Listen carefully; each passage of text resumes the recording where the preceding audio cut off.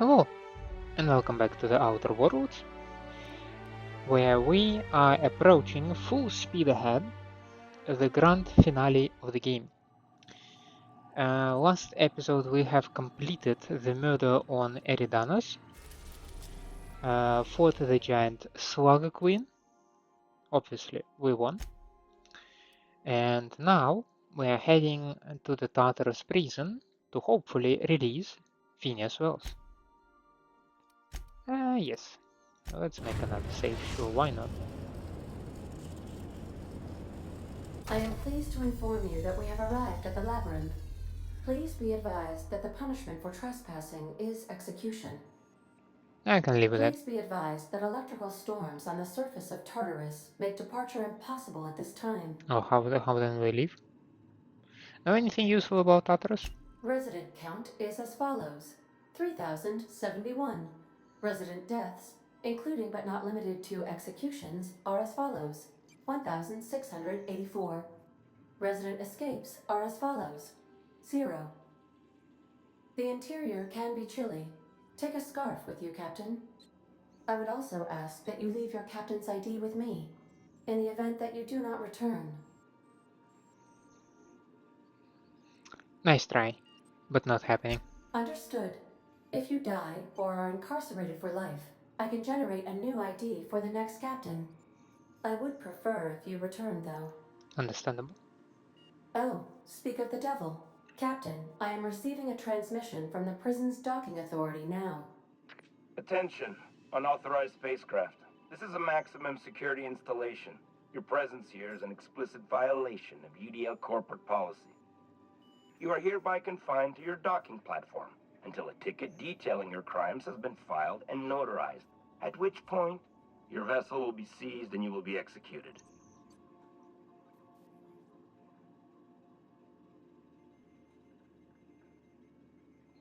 How long will that take? I wager it'll take a bit longer than it takes you to lose your patience and storm out of your ship looking to get shot. To be honest, that'd make my job a lot easier. You come out, we shoot you full of holes, and then everyone goes about their day worry-free. Except you. You'll be dead. Hey, how do you know you're a real of? How do I know you're a real officer under that helmet? Show me your biometric ID. Okay.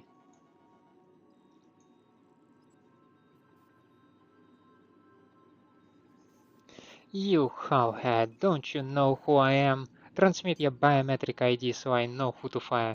Huh? Oh, yes, sir. Right away, sir. I just couldn't see you clearly before. Screen's on the fritz. Damn thing. But for the record, now that I hear you, I totally recognize you. Totally. You're, you, of course. Obviously. Anyway, Tartarus Docking Authority signing up. Hang on.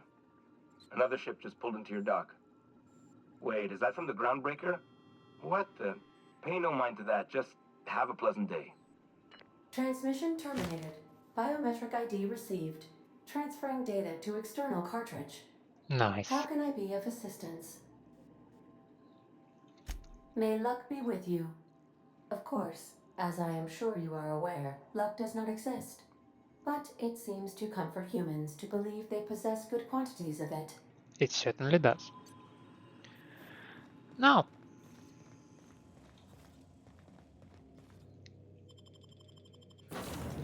I need a person with knowledge of prison, Max, and I might need someone who knows how to bribe people.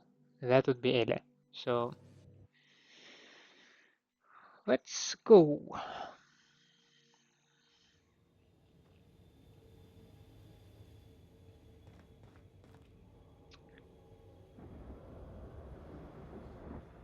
A ship from the Groundbreaker. The captain did right by us once. Now it's our turn. The board will never own Groundbreaker. Not while I breathe. Push on, Mardak!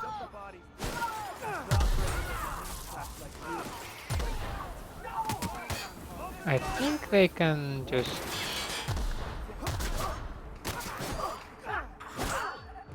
work it out. Waste of company ammo. Ah. Open fire!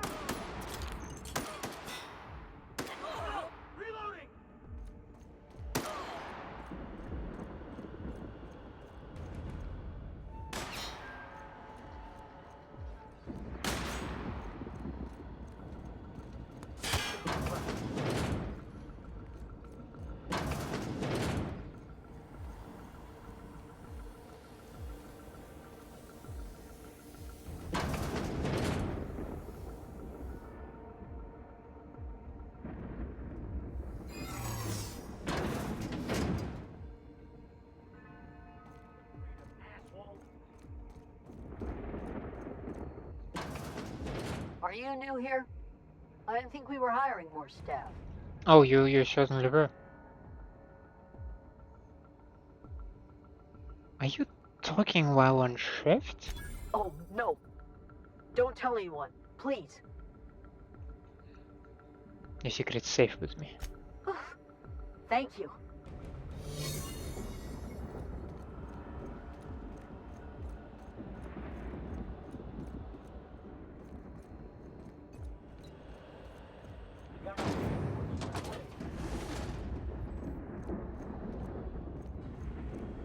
That looks menacing. I love it. So never planned on seeing the inside of this place. Entering the labyrinth's the easy part. Making it back out. I'm still trusting your plan on that one, Captain. Good. Very good.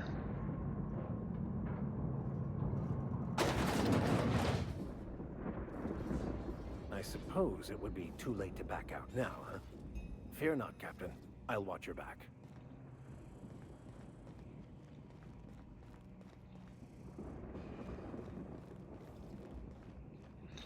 Okay, both ways are for the restricted personnel.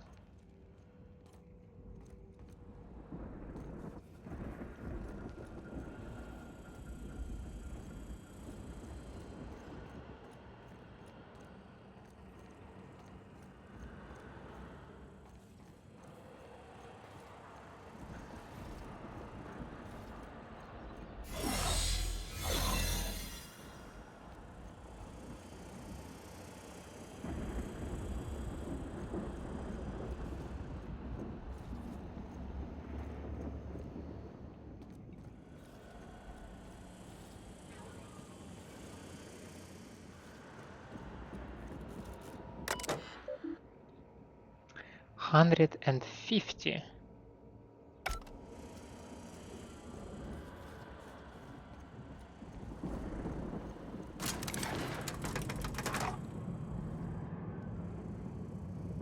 That's quite a skill check.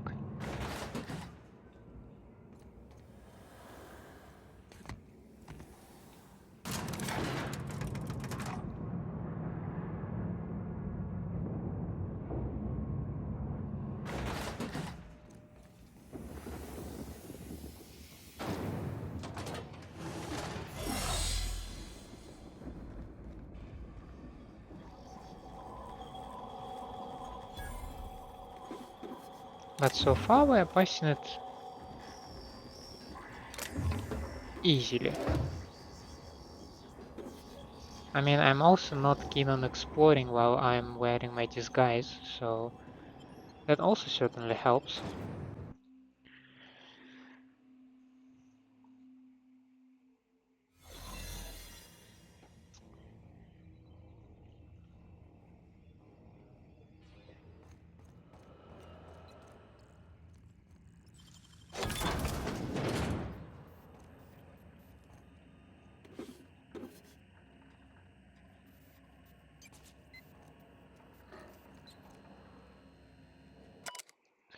Solitary confinement, prisoner manifest. Haig, Williams, Black, pot 2 is completely error. Okay. In reason, random selection.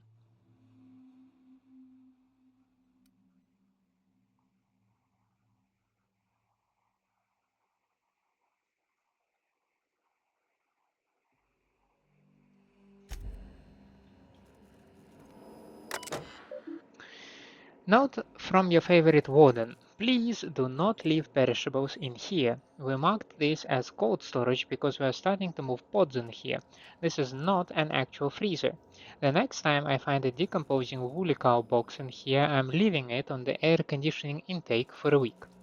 Access storage manifest. In dimethyl sulfoxide canisters.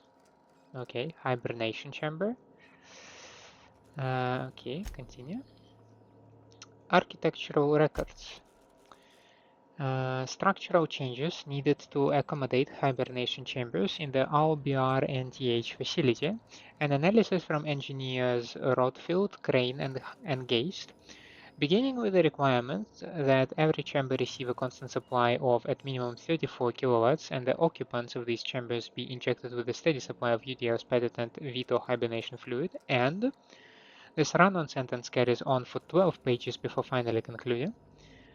And thus, in order to maintain structural integrity throughout the area designated as the pit, we recommend that chambers are installed in a cylindrical fashion around a supporting structure dug into the crust of Tartarus to a maximum depth of. The conclusion extends for another 2 pages.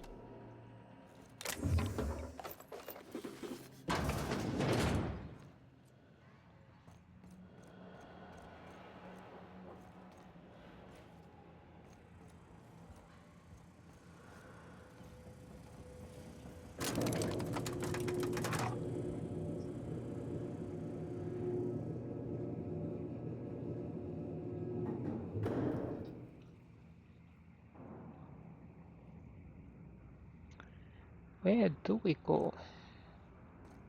I mean, at this point, Let's go, troops. Stellar Base counting on us. What the hell? It's interesting that I'm trying to infiltrate here while other people just appear out of the blue and start to attack the prison. Like, I didn't contact them, I didn't ask them for help, so why? I'm having my stealth operation running in here.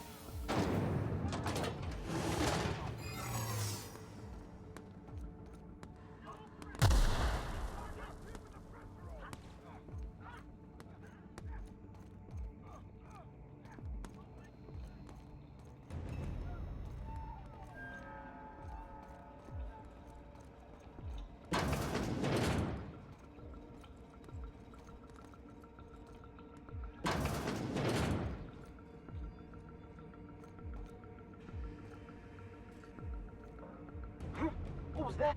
Hold it right there. Are you new here? I didn't think we were hiring more staff. I was hired to test your security procedures. Congratulations, you passed. Oh, that's great. Thank you, sir.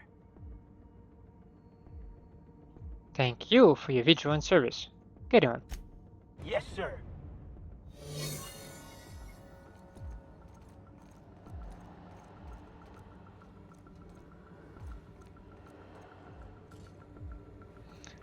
I have a lingering feeling that I'm skipping like thousands of terminals upon terminals.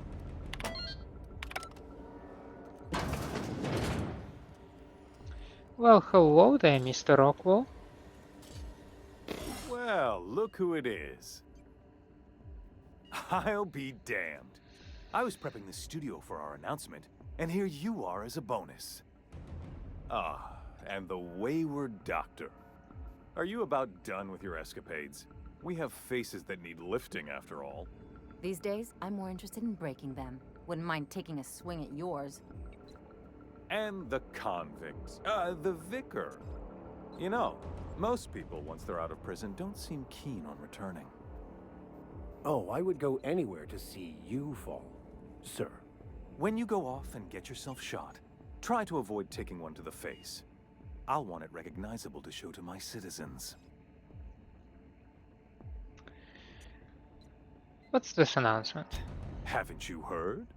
Phineas is working for us now.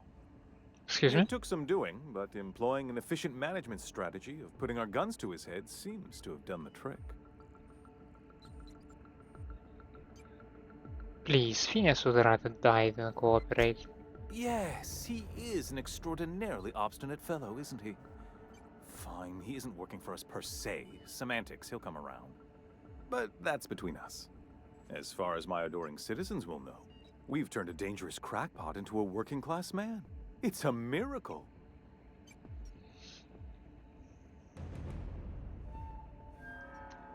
It's a lie. It's PR. It's for the best, really. Believe me, the good people of Byzantium don't want to know what goes on here. I know Halcyon's in rough shape, but riots are the last thing anybody needs right now. Let me ask you something, Captain. Have you at any point thought about not fucking up our entire society? I believe we could ask you the same. I'm making actual progress towards stabilization and recovery. You're just getting in the way. Again, there are two ways to look at this problem. You either attack it with everything you have, or you try to conserve and prolong your current condition to give yourself more time with limited resources. So, eh.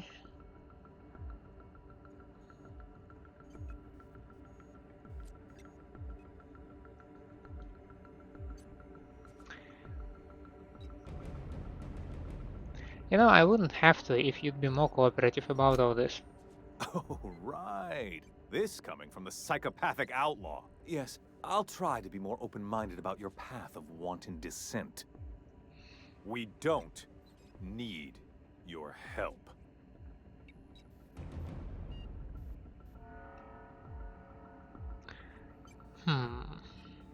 With your resources and some of the folks on the Hope, we could do a lot. I'll admit, there's no shortage of talent in the scientists and engineers there.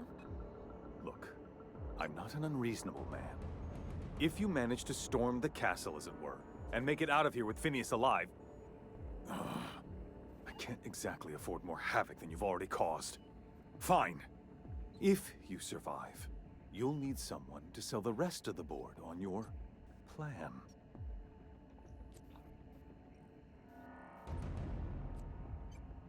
Good. Maybe some good can come out of you after all.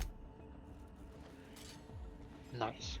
I have no idea if I'm coming into like this whole last thing well prepared on my dialogue skills, by the way. Why does Alien Max give me 28?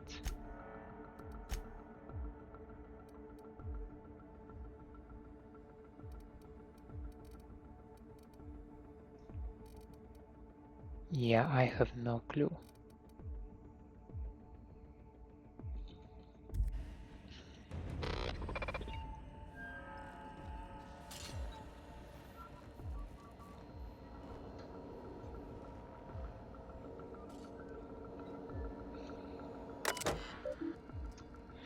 Messages. Cameras. Jim, I'm trying to get straight with Akanda's orders. Only a few things more from my end, but I don't know what we'll do about cameras. She says security footage ain't enough. They want proper reuse? What's going on? She's bringing in a VIP for internment. Security is ramping up too. Sorry for the inconvenience. It's a fine mess down here. Said something about recording an announcement. They're all overly excited. It's hush-hush, but I guess this VIP has been on the run for a while. I bet the engineers have a few cameras. I'll see if I can track some down. Appreciate it. You know her. We miss a check on this list. It's our heads. You have no idea how tough it was getting a green tarp. Okay.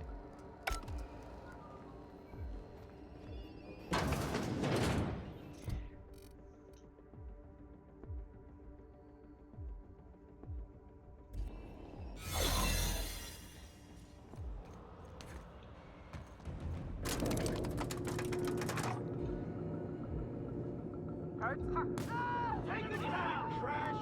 Pathetic!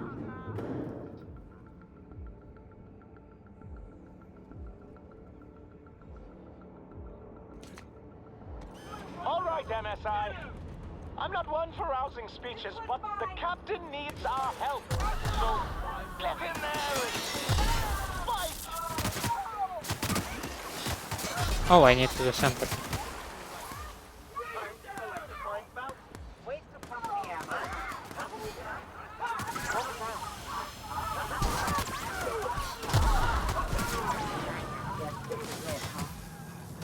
Everything in my life has led me to this point.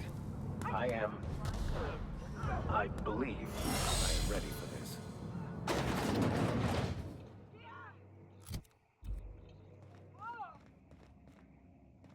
Captain, you have an uncanny talent for complicating my life.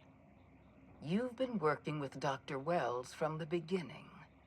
When we moved to arrest him, he was prepared. I lost good soldiers in the attempt. You've disrupted the balance of power. You've upset the natural order of things. You've introduced uncertainty, and there is nothing I despise more than uncertainty. Understandable. You sure love talking. Do they pay you by the word? It's over, Sophia. Stand down. I'm afraid I can't do that. You have a flair for subtlety. If you'd worked for me, you would have been the greatest fixer Halcyon has ever seen. For all your talents, you are the enemy of Halcyon, and therefore you are my enemy.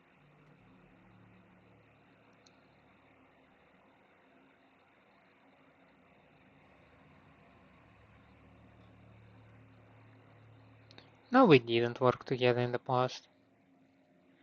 I'm here for Phineas. Let him go. You make a nuanced and compelling argument. Here's my rebuttal. No. Dr. Wells is being held in my custody. His cooperation will prove invaluable, even if I have to beat it out of him. All that's left to do is put down this riot, arrest you, and then get on with the bloody business of saving this colony.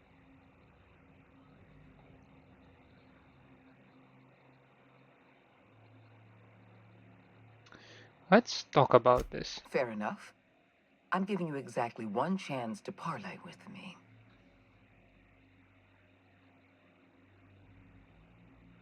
I destroyed your experiments in the Ministry. Your plans never going to work. Yes, I'm quite aware of your brazen act of corporate vandalism. By the way, those test subjects you killed, they died in agony. Ouch. My scientists assure me they can recover the data you've destroyed. You've succeeded in temporarily delaying our research. Nothing more.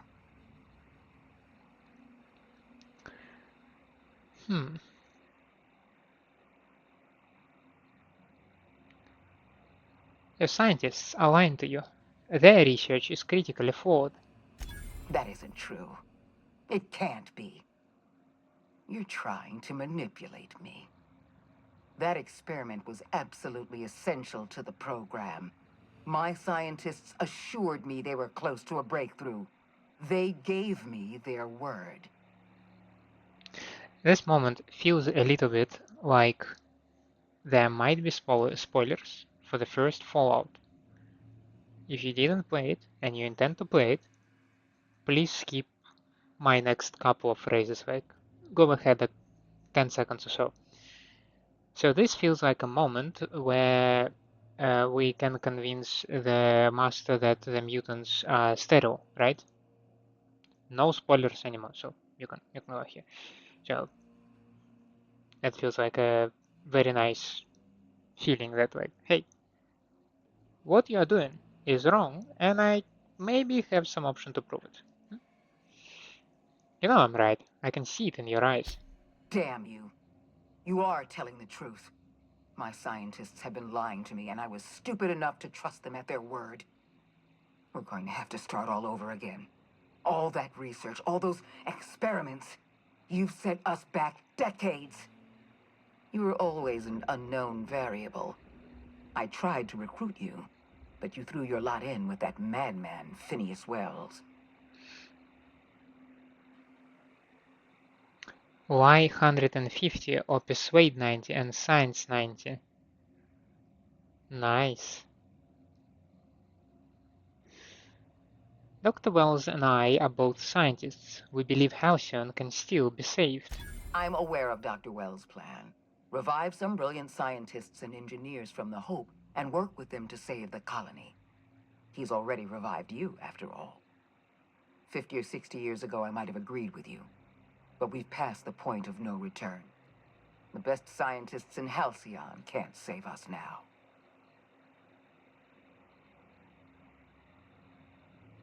It's going to take a miracle to save Halcyon, but we can do it if we work together. I appreciate your confidence, Captain.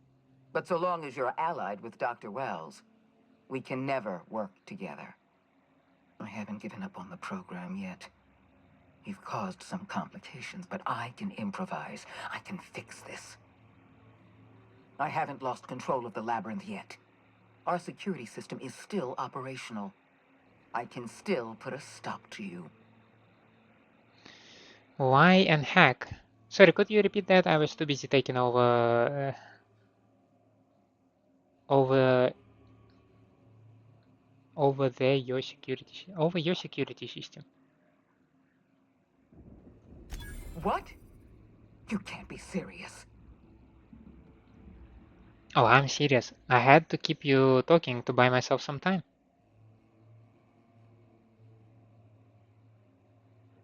Or we can refer to her own stuff. You know that termination protocol you wanted me to use on Edgewater? I made a copy. And you're about to use that copy to turn my own automechanicals against me. That's actually rather clever. Congratulations, Captain. You've outplayed me. I accept your terms and will return Dr. Wells to your care. Thank you. I'm glad we could settle this without violence. I just hope you've made the right decision. The fate of the colony is in your hands now. I bid you farewell, Captain. Sophia Akande is not necessarily a bad person. She firmly believes in her own ideals, which are miles and miles away from how I see the situation. So she tries to do good on her part. I try to do good on my part.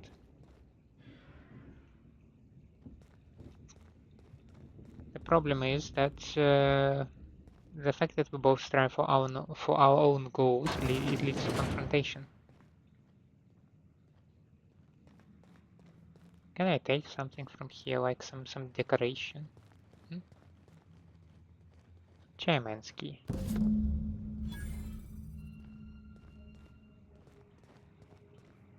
Hey Phineas, how are you doing?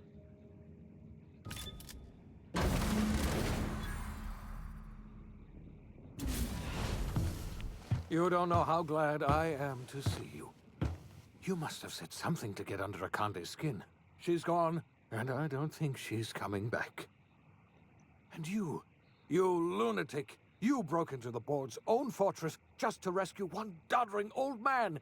You are absolutely out of your mind, and I can't begin to thank you enough.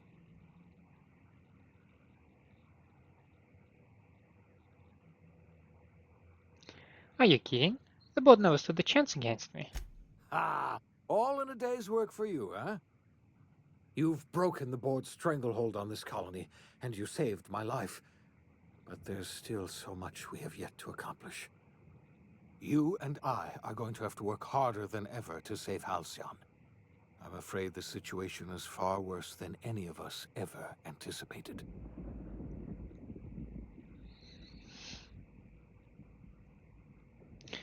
Great, and I was just about to pop open some drinks and celebrate. I would like nothing more than to celebrate this victory, but we have a serious problem on our hands. Earth has gone dark. We haven't received a single message in 3 years. There's been no communication, no signals, nothing. 2 years ago, the Earth's Directorate's frigate disappeared on their way back to Earth.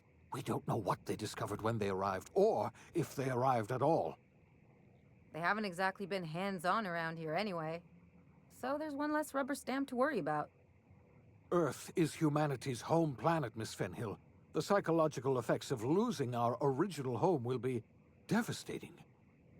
Earth is only an idea to us. But that idea is the bedrock the colony is built upon. If people were to find out it's gone dark, the shock could be too much to bear. I don't want to imagine what'll happen once news gets out. Let's just keep this between us for now. We're in serious trouble, my friend. Do you know what this means for Halcyon? We can't rely on Earth for support anymore. We've been cut loose. We're entirely on our own. I really had this idea because we had several clues throughout the game that either the messages from Earth are not arriving or that okay, that's the only clue I remember, but I also vividly remember that in some of the episodes I did refer to the fact that like there are some clues, some breadcrumbs, some evidence that stacks up to the fact that something is not okay with Earth. Maybe another one was that the guy. So there is a chairman and there is a minister of Earth, right? And he was trying to communicate with Earth, and I think he never received any reply. And he was just keep sending his messages. But yes, the situation is progressively getting worse because not only you are facing hunger, you could have thought that maybe some emergency shipments might help you to some extent, but there are no emergency shipments from Earth anymore. So the situation is dire as hell. I need to ask you something. Yes, yes, certainly. I'll help however I can. What can I ask you?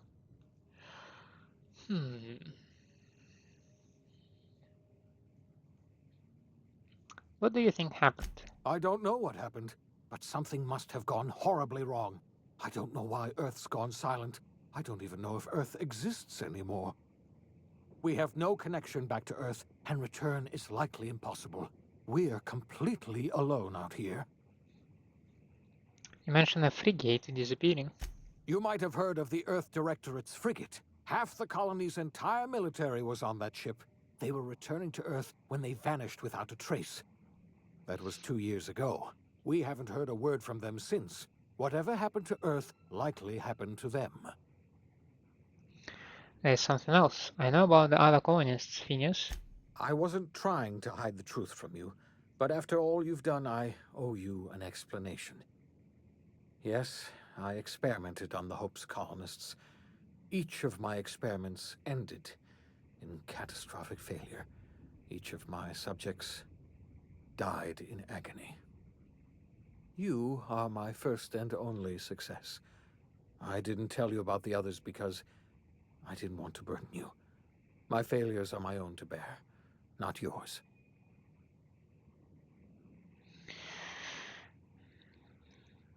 It's precarious that my case is the only one. If I am an outlier and his method of reviving is not reliable, then we might just go on a rampage and kill a lot of valuable scientists and engineers, and that would be, for the lack of better word, that would be catastrophic. Better late than never, I guess. I'm not asking you to forgive me. Law knows I won't forgive myself, but I'm going to try to set things right. My apologies. I need to get a hold of myself. We've far more pressing issues to worry about right now. If you have any more questions, ask me. I'll answer as best I can. I don't have any more questions. We've got work to do. Yes, we do. You've done a marvelous thing. You've succeeded where anyone else would have failed, including me. We must begin the revival process immediately, starting with the Hope's brightest minds, and then we're going to fix this damn colony, one problem at a time. We're going to need a leader, and I can't imagine a better person for the job than you. What do you say, old friend? Will you help us?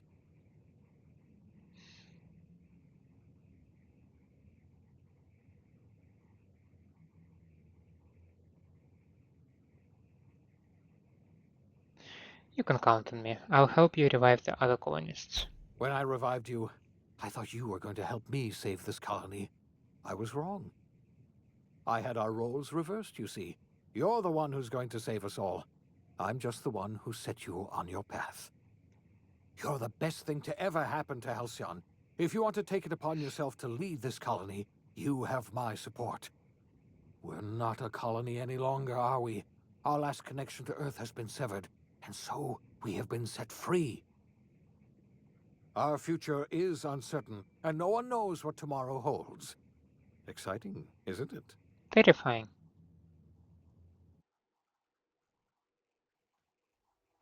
The OSI teaches that everything in the universe happens according to the grand plan.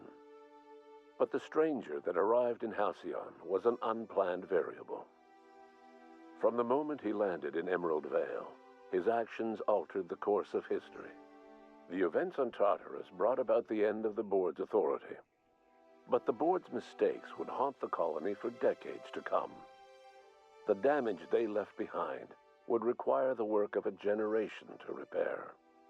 Dr. Phineas Wells began reviving a handful of the Hope's colonists: engineers, scientists, technicians, and intellectuals. They were among the brightest minds the Earth had ever sent out into the stars. The Hope scientists and engineers woke up in a colony descending headlong into total collapse. With no way to return to Earth, they had no choice but to band together and devote themselves to the cause of saving Halcyon. The people of Halcyon were nothing if not hardy. In the absence of the board's authority, many of the colony's settlements banded together with a single purpose in mind: survival. Life was especially hard in the years to come. Some towns dissolved by attrition and starvation, but most of them found a way to carry on. In the years to come, Halcyon was forced to reckon with its newfound freedom. The board was gone, and for better or worse, the colony was responsible for its own destiny. Between MSI's worker-centric policies and the iconoclast's manpower, Sanjar and Zora were able to rally many of the Terra 2 townships to their cause. MSI's workforce swelled, and the iconoclasts enjoyed a significant surge in their ranks. The board was too distracted by infighting and internal politics to stop MSI from becoming a powerful corporation and a refuge for townships that might have fallen through the cracks.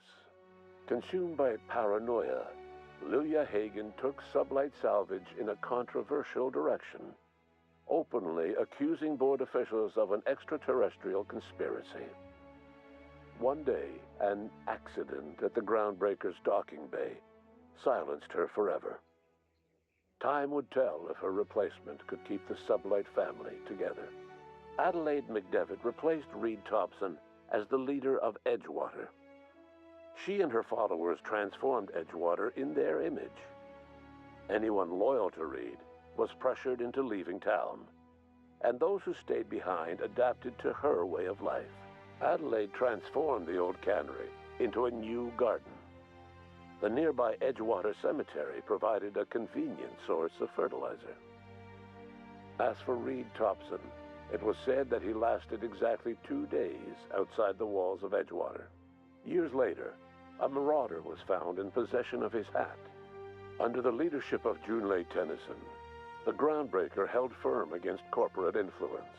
The ship's mechanical stability gave Junlei the time to educate a promising generation of engineers schooled in her family's traditions. The future of the Groundbreaker looks promising. The rediscovery of the Hope and the abandonment of the Lifetime Employment Program forced Byzantium to come to terms with some uncomfortable realities about the state of Halcyon. While Byzantines were reluctant to surrender the luxuries they'd grown accustomed to, the board's diminished authority gave them little choice in the matter. Nearly everyone had to learn to make do with less. Some even had to get jobs. It was a dark time indeed. Even the Gorgon asteroid, though a distant enigma to most of Halcyon, felt the aftershocks of your actions. Olivia and Minnie Ambrose worked together to cure the marauders Adrena Time had created. Through their partnership as scientist and administrator, they discovered the harmony that had eluded them as mother and daughter. And through years of patience and effort, they discovered the means to wean Halcyon from the scourge of Adrena Time.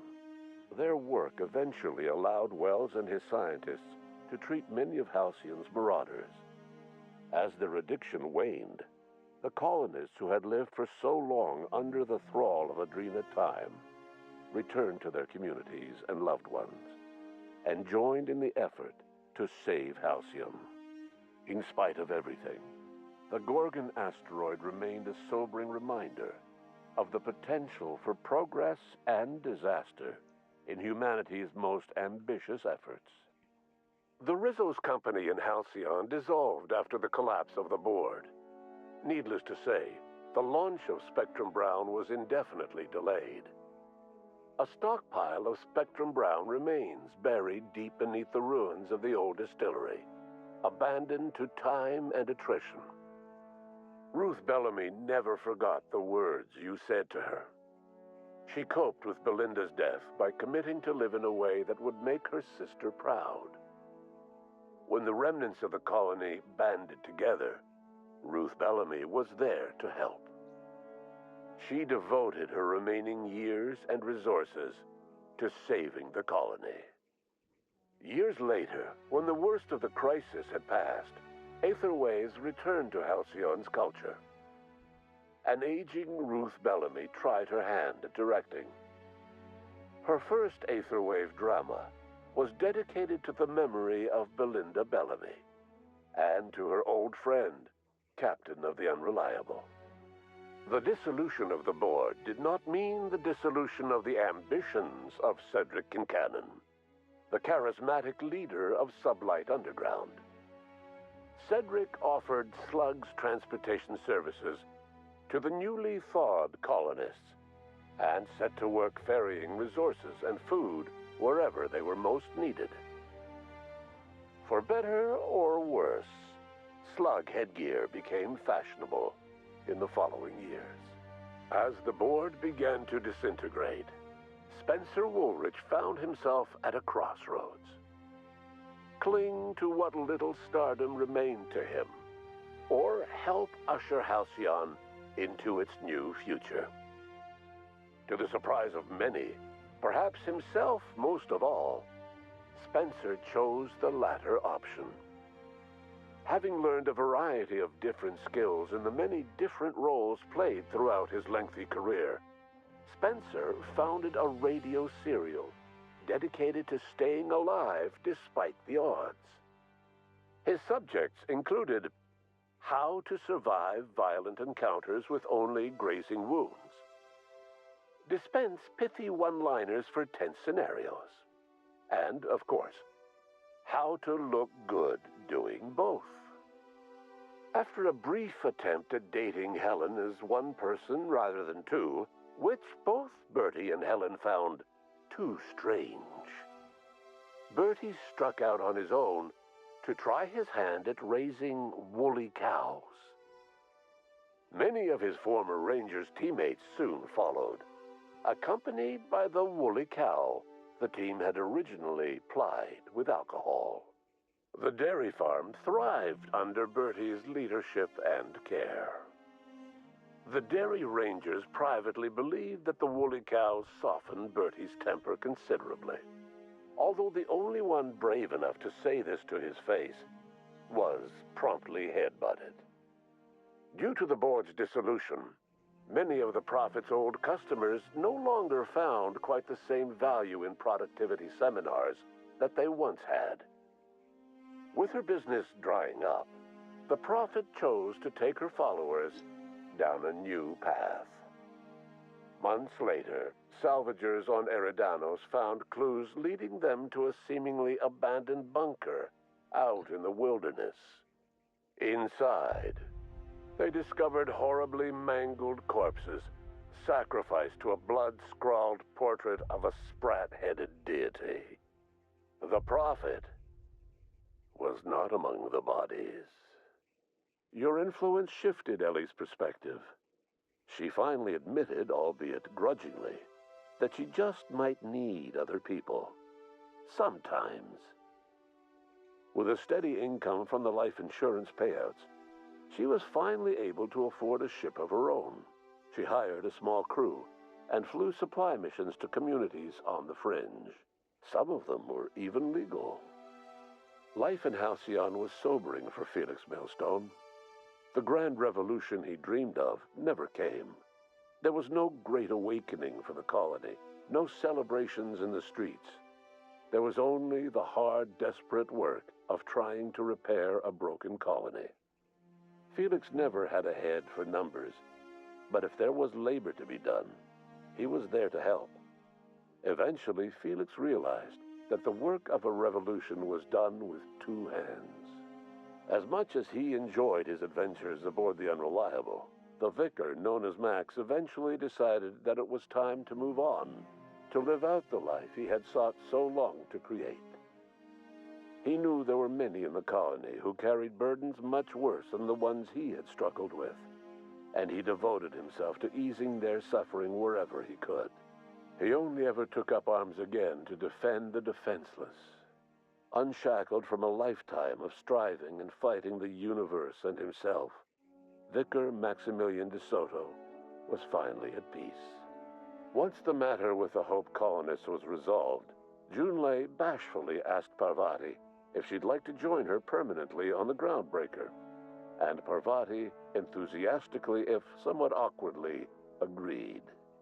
The stories of her adventures spread across the colony, and Parvati soon found herself the center of attention. Having served as the engineer of a renowned spacecraft, tramp freighters and wildcat miners sought her out by name, and in no time, she was a fixture in the Groundbreaker's mechanical ecosystem. She and Junlei were never far apart. Nyoka returned to Monarch to take another crack at making a permanent life for herself. She formed the Charon Group, a mercenary outfit of ragtag survivalists and wilderness experts.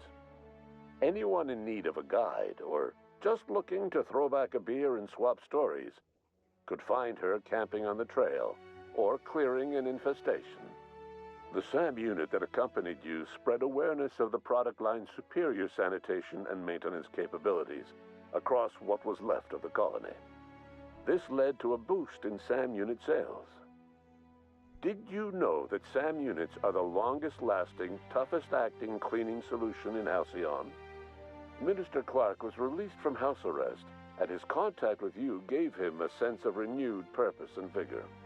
Once it became clear that no help would be coming from Earth, he threw his considerable efforts and talents into helping Halcyon manage the crisis before it. It was widely suspected that Sophia Akande was the true power behind Chairman Rockwell. However, after the riots on Tartarus, she was never again seen in the colony. Various theories circulated as to her fate.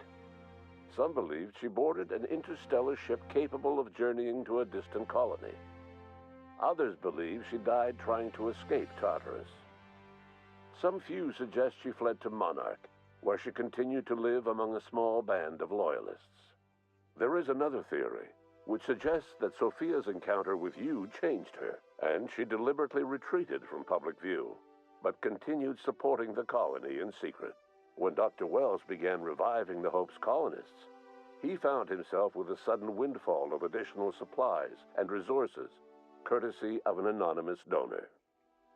If Wells knew who his supplier was, he never told a soul. Chairman Rockwell served as the public face for the changes in Halcyon to come. Whenever you needed strings pulled or a voice to sell a policy change, Rockwell was only too happy to oblige. As for Dr. Phineas Wells, he spent his remaining years in his orbital lab. He eventually came to terms with his own past and was able to forgive the mistakes of his younger self by devoting his remaining years to serving the colony. Dr. Wells was able to revive many more scientists and engineers than he first expected, thanks to the additional batch of chemicals you stole from the ministry. Wells never forgot about the human lives that were lost in acquiring these chemicals. In the end, Dr. Wells was able to save every scientist and engineer aboard the Hope. Over the next decade, nearly all of the Hope's remaining colonists were successfully revived. Halcyon saw a period of rapid technological and scientific advancement. Breakthroughs in dietary supplements saved the colony from starvation.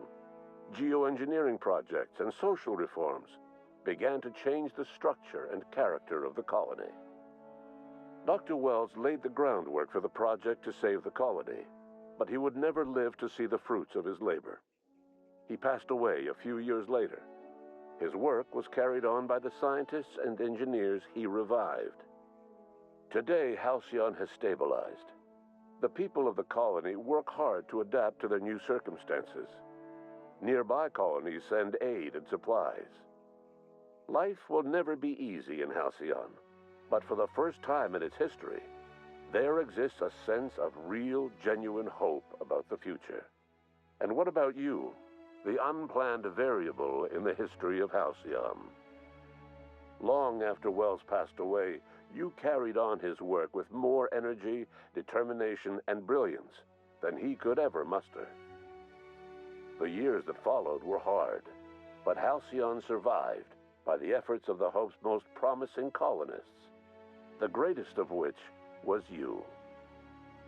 No one knows what's happened to Earth, and no one knows what the future has in store for Halcyon.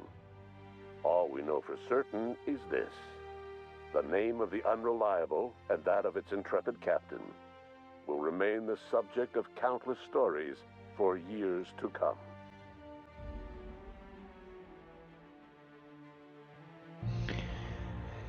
Oh boy, that is a very nice ending. That is a very sweet ending. The only person who I felt sad about was Reed Dobson, because he just lasted 2 days and then he died. But I don't know. Given the remaining fate of Edgewater, I think I can live with that. It was very sweet to hear that Bertie softened up with the woolly cows. Now they're the dairy rangers, so that was nice as well. Now Max finding peace made me shed a tear. It was so nice, and it just.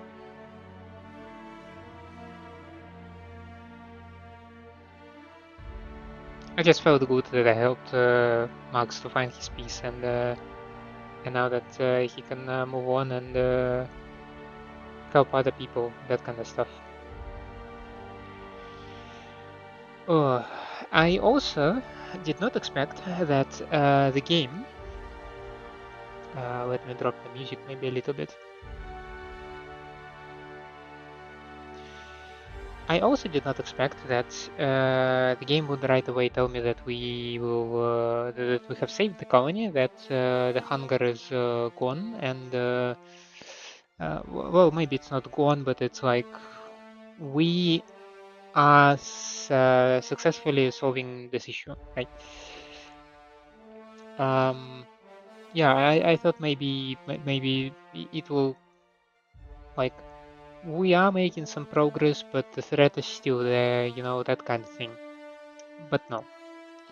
They said, like, the worst is over. Okay. Now, I said it previously, and I will repeat it here. Kemsky for a lifetime supply of salt. Excuse me?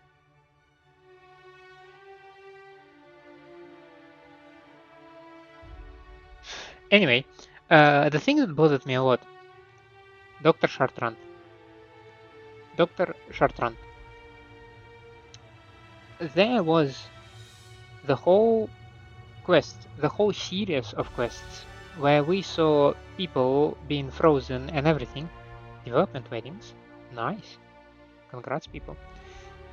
And babies. And in memoriam. God damn it. Tabletop surviving characters. These are some interesting titles. Dr. Chartrand, right? There was a series of quests with Lilia Hagen, right? And I thought the general idea of this quest is that there might be another approach to solving the hunger issue. We don't know, by the way, how they solved the hunger issue. But we guided Dr. Chartrand to help Phineas Wells, right? Right. But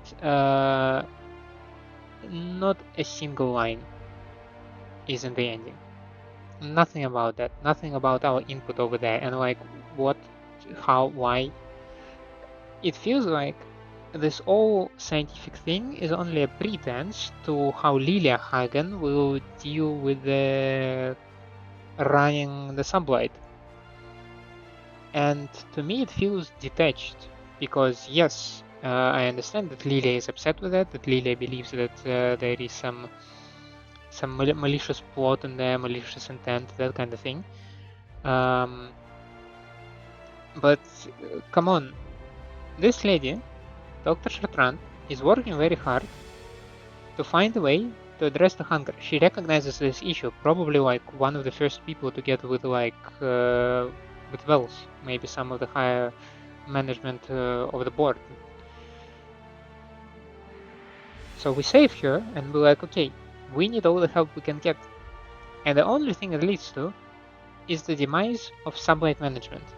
And I'm like, I did not give a single damn thought about sublight management. I was thinking about the colony. I was thinking about addressing the hunger issue. But no. No.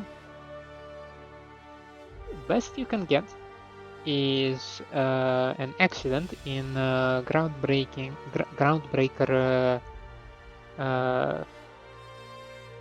docking chambers or whatnot.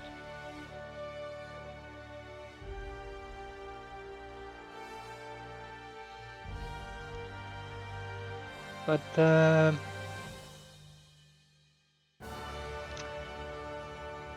at least they said that Ambrose family worked with Wells, so that was nice. So we know that they are like scientists and stuff. They've been working hard, and then yeah, their efforts were not in vain because after they came up with something, they worked together with Wells, and yeah, Marauders are on the way to being fixed. I did not expect it, to be honest. Like from the beginning, I thought Marauders are people, regular people, completely normal people, who simply disagree with the current way of living under the corporate rule, under the endless indenturement contracts for lifetimes, adhering to, from my point of view, entirely ridiculous conditions and regulations. And so they're like, no, we will rob the caravans and we will make our own living, for better or worse. However, it turns out that marauders might be people who leaned too hard on Adrena time, and they went cuckoo, right? And then if you just give them the correct pills, they will uncuckoo, and they are once again productive members of corporate society. At the very least, while the board was in disarray that there is no communication with Earth, MSI arose, and are we going to get separate titles, right? Yeah, separate titles for the DLCs. Okay. So MSI with their work-related stuff. That was nice. I did not expect that iconoclasts would still remain as, you know, separate identity.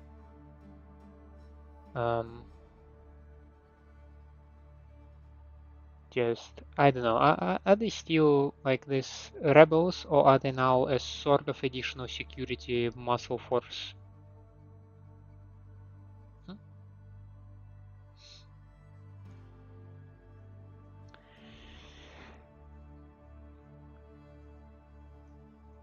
That's a question to which I have no answer.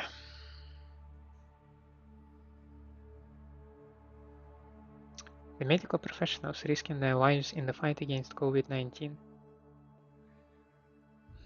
It's 2025 outside,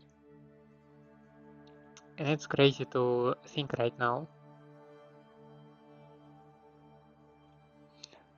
Who is Max? I might have skipped who was Max. I did not notice him there. Max has a nice voice, and he was voicing the ending as well, right? It was a very nice voice. I liked it. Oh yeah, it was nice that also about the ending. It was very lovely that basically this whole adventure for Sam was essentially a promoting campaign. Now he can boast about it. The same line of units is the best sanitization. Oh my god, sanitization units.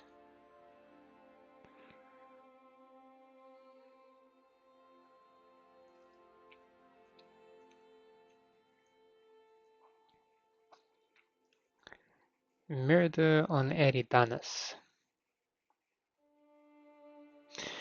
So, yes, ending was nice, but let's sum up some thoughts on the game, right? I think it's a wonderful game. I'm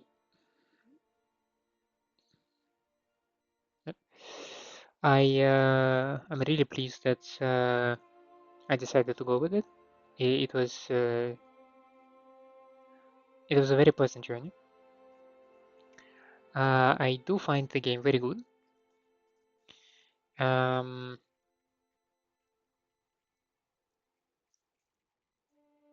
Some things seem slightly unpolished, ever so slightly. Like it's more like a nitpick, you know. I still cannot get over the fact that you cannot remove the hat if you put a hat on a companion. Like, excuse me. Much love to the haunted PS1 community. Interesting.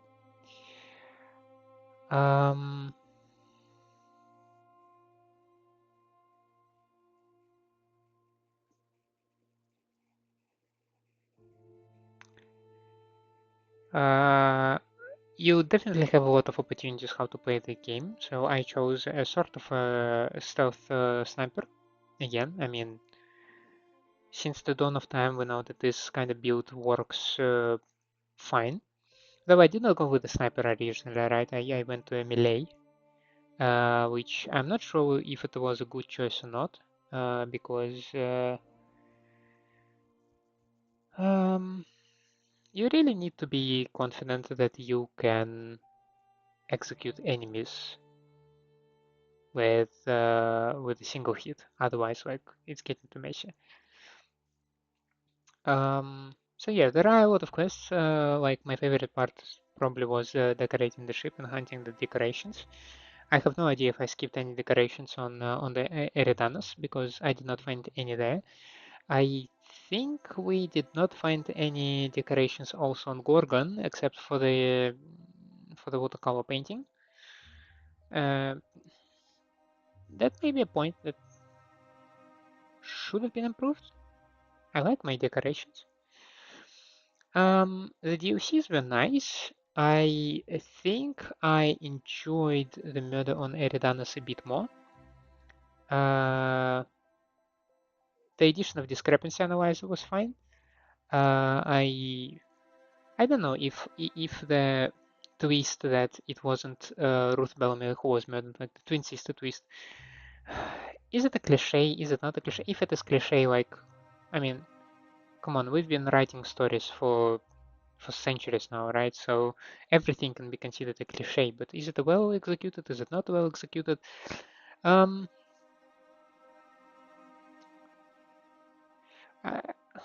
fine with it because they kind of throwing in some signs from the get-go, or maybe at least one sign that Ruth was eating an exorbitant amount of food, which like a charged gun on the wall, eventually it will shoot. So and that happened. That's your explanation. And I'm like, okay. Interesting that almost nobody had any idea about that. All right. I'm not very good at summing up my thoughts, right? I mean, I can clearly say, like, the game is good, DLCs are good. I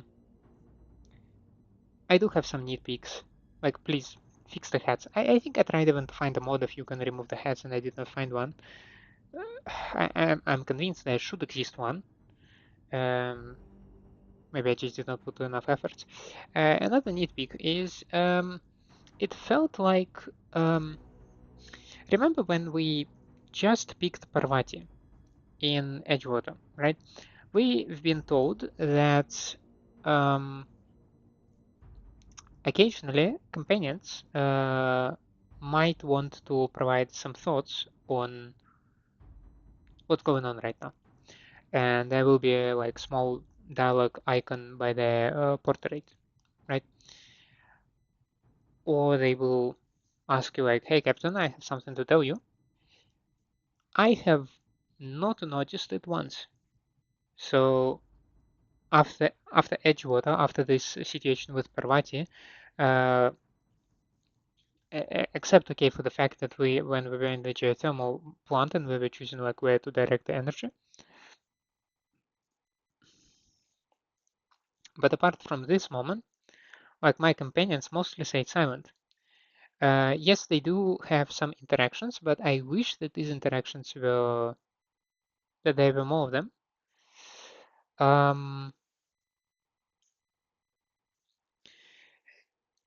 And I felt like they could have been involved in more dialogues in general. I don't know. Maybe it's just an impression of the DLCs. I do remember that a time or two when you converse with some NPC, your companions would join in and provide some thoughts.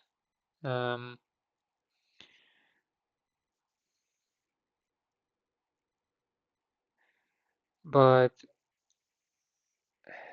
it was just a stark reminder when we just saw Chairman Rockwell, right? And we talked with the guy that he referred to both of my companions, both to Ellie and to Max. So that was nice. I'm also wondering.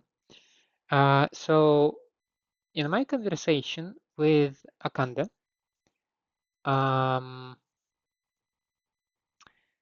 we had dialogue options where my skill check would be either 150 or 2 skills for 90. The 150 option, is that added with the DLCs? Because DLCs introduced new skill levels, right?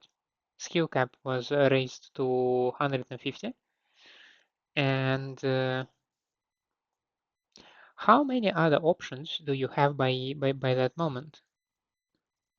Like when I can lie and hack to convince Akanda that I am taking over her security system, is this the only way out of this conversation? Was I lucky, or there are other combinations? I don't think, like logically speaking, I would not expect any combat skills to be useful. Because how would you? I mean, okay, they could have been useful for combat, right? For dialogue, no. So all this tech and sneak and stealth and everything,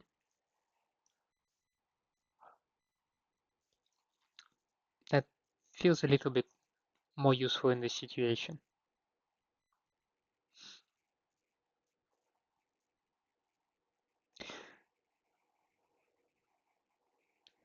There are a lot of people involved in making the games, eh?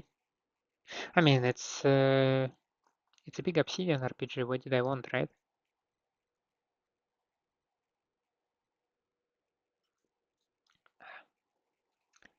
But I feel we might be coming to close. I really wanted the titles to roll while I'm talking.